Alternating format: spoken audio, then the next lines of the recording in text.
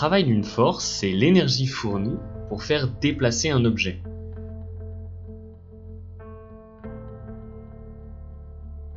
Au début, le traîneau il bouge pas, le hamster il peut tirer tout ce qu'il veut, le travail sera toujours nul.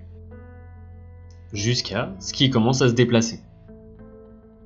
Pour le calculer, on va intégrer la partie de la force qui est parallèle avec la trajectoire de l'objet. Elle est égale à la force fois le cosinus de l'angle entre les deux.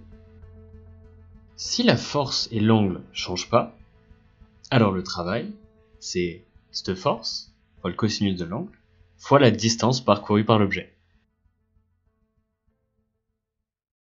La variation d'énergie cinétique, c'est l'énergie cinétique à la fin moins l'énergie cinétique au début. L'énergie cinétique, c'est l'énergie de mouvement. Elle est égale à la moitié de la masse fois la vitesse au carré.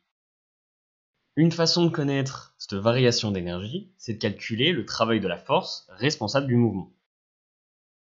Ici, la force, c'est le poids, et la trajectoire, c'est l'arc de cercle du half-pipe.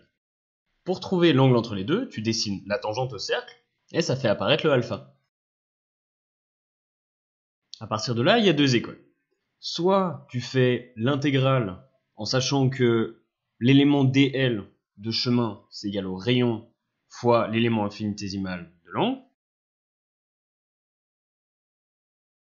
Ou alors, pour ceux qui viennent un peu de vomir dans leur bouche, ce qui compte, c'est la partie du chemin qui est parallèle à la force, et donc, le travail de la force, c'est le poids fois la variation de hauteur.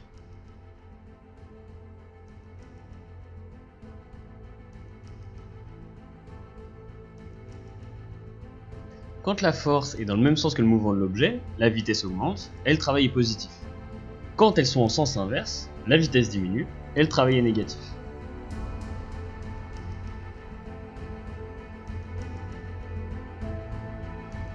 En résumé, le travail, c'est l'intégrale de la force le long du chemin parcouru et elle est égale à la variation d'énergie cinétique.